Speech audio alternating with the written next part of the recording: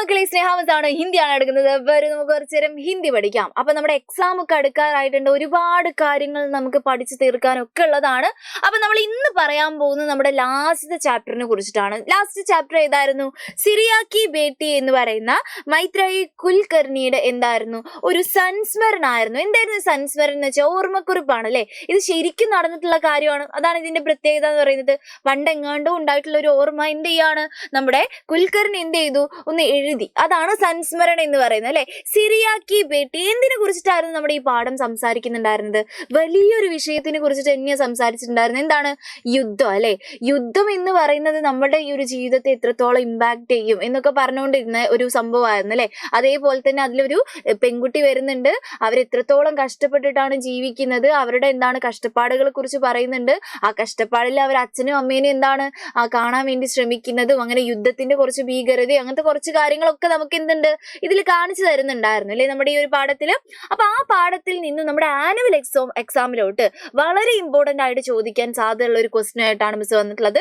ഇത് പഠിക്കാതെ മക്കൾ എന്ത് ചെയ്യരുത്, പോകരുത്. ഇതിപ്പോഴേ പഠിച്ചു വെച്ചിട്ടുണ്ടെങ്കിൽ നല്ല സുഖമായി, വളരെ സിമ്പിൾ ആയിട്ടുള്ള ഒരു ക്വസ്റ്റ്യൻ ആണ്.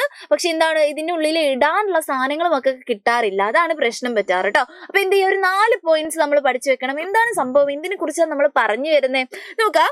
യുദ്ധ മാനവതാ കാ വിനാശ് ഹേ. നോക്കാം, യുദ്ധം എന്ന് പറയുന്നത് മനുഷ്യരാശിയുടെ അല്ലെങ്കിൽ മനുഷ്യന്മാരുടെ എന്താണ് വിനാശം, നാശത്തിന് കാരണമാവുന്നു.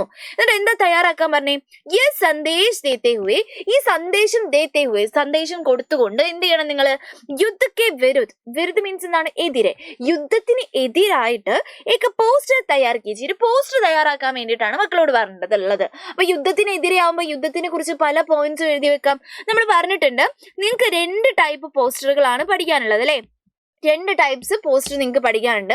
ഒരു പോസ്റ്റർ ഇങ്ങനെയാണ്, നമ്മുടെ നോട്ടീസ് കണക്ക് എഴുതുന്നത് അല്ലെ. ഇപ്പോൾ ഒരാളെ സ്വാഗതം ചെയ്യാൻ വേണ്ടി നമ്മളോട് പറയുകയാണെങ്കിൽ നിങ്ങൾ എഴുതും, വിഷയം ചക്ക വലുപ്പത്തിൽ എഴുതും, ഡേറ്റ് എഴുതും, ഡേ എഴുതും, പിന്നെന്താണ് ടൈം എഴുതും, പ്ലേസ് എഴുതും, പിന്നെന്താണ് ലാസ്റ്റ് ഒരു ക്ലബിന്റെ പേരും എഴുതി സബ്കാ സ്വാഗതം ഒക്കെ എഴുതുന്ന ടൈപ്പ് ഒരു പോസ്റ്റർ ഉണ്ട്. അങ്ങനത്തെ പോസ്റ്റർ ആണ് ഇവിടെ ചോദിച്ചേക്കുന്നത്? അല്ല, അങ്ങനത്തെ പോസ്റ്റർ അല്ല ഇവിടെ ചോദിച്ചത്. ഈ പോസ്റ്ററിൽ കൃത്യമായി പറഞ്ഞിട്ടുണ്ട് എന്താണ്, സന്ദേശമാണ് കൊടുക്കേണ്ടത്. അപ്പൊ ഡേറ്റ്, ഡേ ഇങ്ങനെയുള്ള കാര്യങ്ങളൊന്നും മക്കൾ എഴുതാൻ പാടില്ല. 2 പോസ്റ്ററുകളും മാറിപ്പോവാതിരിക്കാനാണ് മിസ് പറയുന്നത്. നിങ്ങൾ എന്ത് ചെയ്യണം, സന്ദേശം മാത്രം ഇട്ട് കൊടുത്താൽ മതി. യുദ്ധത്തിനെതിരെയായിട്ട് നിങ്ങൾക്ക് അറിയുന്ന ഒരു 4 പോയിന്റ്സ് ഇട്ട് കൊടുത്താൽ തന്നെ നമുക്ക് എത്ര മാർക്ക് കിട്ടി? 4 മാർക്ക് കിട്ടി എന്നുള്ള കാര്യം ആലോചിക്കട്ടെ മക്കള്. ഓക്കെ, അപ്പൊ പോസ്റ്റർ എഴുതുന്ന സമയത്ത് നമുക്ക് എങ്ങനെയൊക്കെ എഴുതാം എന്ന് ചോദിച്ചിട്ടുണ്ടെങ്കിൽ ആദ്യം നിങ്ങൾ എന്ത് ചെയ്യണം, ഒരു ബോക്സ് മസ്റ്റ് ആയിട്ട് വരച്ചു കൊടുക്കണം. ബോക്സ് എന്തായാലും നിങ്ങൾ വരയ്ക്കുന്നറിയാം. ബോക്സ് വരയ്ക്കാൻ നമുക്കൊരു പരിപാടി ഇല്ല അല്ലേ. വേണമെങ്കിൽ മാത്രം എന്തായാലും കുറച്ച് ചിത്രം വരച്ചോടാം. കുറച്ച് ചിത്രം വേണമെങ്കിൽ നമുക്ക് വരച്ചിടാം. കാരണം എന്താണ്, വരയ്ക്കാൻ അറിയുന്ന ആൾക്കാർ കേട്ടോ. പക്ഷെ എന്ത് ചെയ്യരുത്, വരച്ചിട്ട് അങ്ങ് സമയം പോക്കരുത്. ചില ആൾക്കാർ നന്നായിട്ട് അങ്ങ് വരച്ചിട്ടേ ഹിന്ദി എഴുതാതെ അങ്ങ് പോകും. അപ്പൊ അങ്ങനത്തെ പരിപാടിയും വേണ്ട.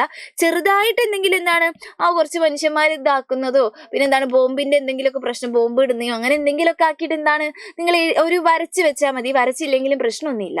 നിങ്ങളുടെ കലാകാരന്മാർ നിങ്ങൾ ഇവിടെ തെളിയിക്കുക. ഓക്കെ, ഇനി നോക്കാം 4 പോയിന്റിലാണ് നമ്മുടെ എന്തിരിക്കുന്നത്, മാർക്ക് ഇരിക്കുന്നത് എന്നുള്ള കാര്യം ആലോചിക്കുക. അപ്പൊ നോക്കി എന്താണ്, യുദ്ധ മാനവതാക്ക വിനാശേ. നോക്കാം, നമ്മുടെ യുദ്ധം എന്ന് പറയുന്നത്. അപ്പൊ ഒന്നും കിട്ടിയില്ല. അപ്പൊ മക്കൾക്ക് യുദ്ധത്തിനെ കുറിച്ച് ഒന്നും കിട്ടാത്ത അവസ്ഥയിൽ നിങ്ങൾ എന്തായാലും എഴുതേണ്ട ഒരു പോയിന്റ് എന്താണ്? ദേ ഇവിടെ ഒരു പോയിന്റ് നിങ്ങൾക്ക് എന്ത് തന്നിട്ടുണ്ട്. ഈ പോയിന്റ് എഴുതി വെച്ചൂടെ? ഈ പോയിന്റ് എന്തായാലും എഴുതി വെക്കണം. നോക്കിക്ക് എന്താ പറഞ്ഞിട്ടുള്ളത്? യുദ്ധ മാനവതാക്ക വിനാശ്. യുദ്ധം എന്ന് പറയുന്നത് മനുഷ്യന്റെ വിനാശമാണ്. 1ാമത്തെ പോയിന്റ്. ഒരു പോയിന്റ് നമുക്ക് ക്വസ്റ്റ്യൻ പേപ്പറിൽ നിന്ന് തന്നെ കിട്ടി എന്നുള്ളതാണ് പറയുന്നത്. ഇനി 2ാമത്തെ പോയിന്റ് നമ്മൾ ഇട്ട് കൊടുക്കുകയാണ്. നോക്കാം, യുദ്ധനഹി ശാന്തി ചാഹിയെ. പഠിക്കാൻ വളരെ എളുപ്പമാണ്. യുദ്ധമല്ല, നമുക്ക് എന്താ വേണ്ടത്?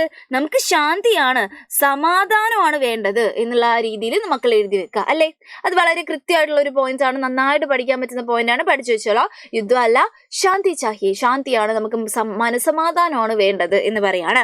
ഏക യുദ്ധ ഹസാറോ സപ്നോ കാ അന്ത്. നോക്കുക, ഒരു യുദ്ധം 1000 സ്വപ്നങ്ങളുടെ, 1000 എന്താണ് സ്വപ്നങ്ങളുടെ എന്താണെന്ന് പറയുന്നത് അന്താണ്. അന്ത് മീൻസ് എന്താണ്? അന്ത്യമാണ് എന്ന് പറയാം കേട്ടോ. ഓക്കെ, ഈ വാക്കും എന്ത് ചെയ്യാം മക്കൾ പഠിച്ചു വെക്കുക. പഠിക്കുന്ന സമയത്ത് മലയാളം അർത്ഥം കൂടി ചേർത്ത് പഠിക്കാൻ വേണ്ടി നോക്കുക. എന്നാൽ മാത്രമേ നമുക്ക് എന്ത് ചെയ്യാൻ പറ്റുള്ളൂ. കാണാപ്പാഠം പഠിച്ചു കഴിഞ്ഞാൽ അത് നിൽക്കില്ല. മലയാളം അർത്ഥം മനസ്സിലാക്കി പഠിച്ചിട്ടുണ്ടെങ്കിൽ കുറച്ചുകൂടി നിൽക്കും കേട്ടോ. അപ്പൊ എന്ത് ചെയ്യുക, അത് പഠിക്കുക. ഏക് യുദ്ധ്, ഒരു യുദ്ധം എന്താണ്? ഹസാറും, ആയിരക്കണക്കിന് ആളുകളുടെ അന്ത് അല്ലെ, അവസാനത്തിന് തുല്യമാണ്. അങ്ങനെയാണ് ഉണ്ടാവാറല്ലേ. നമുക്കറിയാം യുദ്ധത്തിന്റെ ഭീതികളും പ്രശ്നങ്ങളും ഒക്കെ നമുക്ക് അറിയുന്ന ആൾക്കാരാണ്. അപ്പം അങ്ങനത്തെ പോയിന്റ് എഴുതി വെക്കാം. ലാസ്റ്റ് എന്താണ്? ഹിംസ ചോടോ മാനവത ജോഡോ.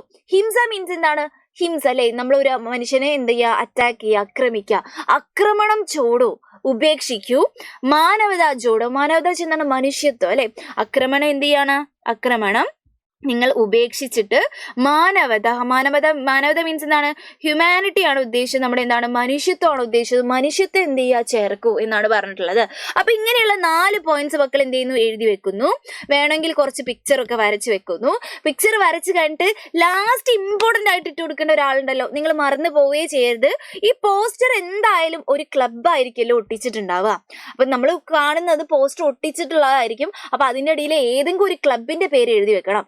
മക്കള് സോഷ്യൽ ക്ലബ്ബ് എന്ന് എഴുതിക്കോ, സോഷ്യൽ ക്ലബ്ബ് എന്നോ ഹിന്ദി ക്ലബ്ബ് എന്നോ, ഇനി വേറെ എന്തെങ്കിലും നിങ്ങൾക്ക് എഴുതാനുണ്ടെങ്കിൽ ഇപ്പോൾ NCC എന്നോ അങ്ങനെയൊക്കെ എന്തെങ്കിലുമൊക്കെ എഴുതി വെക്കാം. അപ്പൊ നിങ്ങൾക്ക് എന്തെങ്കിലുമൊക്കെ എഴുതാനുണ്ടെങ്കിൽ ആ ഒരു ഏതെങ്കിലും ഒരു ക്ലബിന്റെ പേരാണ് ഇവിടെ എഴുതേണ്ടത്. ഇഷ്ടമുള്ള ഒരു ക്ലബിന്റെ പേരും എഴുതി വെക്കുക. സിമ്പിൾ ആയിട്ട് എഴുതി കൂടെ. അപ്പൊ ഇത്രയും കാര്യങ്ങൾ ശ്രദ്ധിച്ചിട്ടുണ്ടെങ്കിൽ നിങ്ങൾക്ക് എത്ര മാർക്ക് തന്നെ കിട്ടും?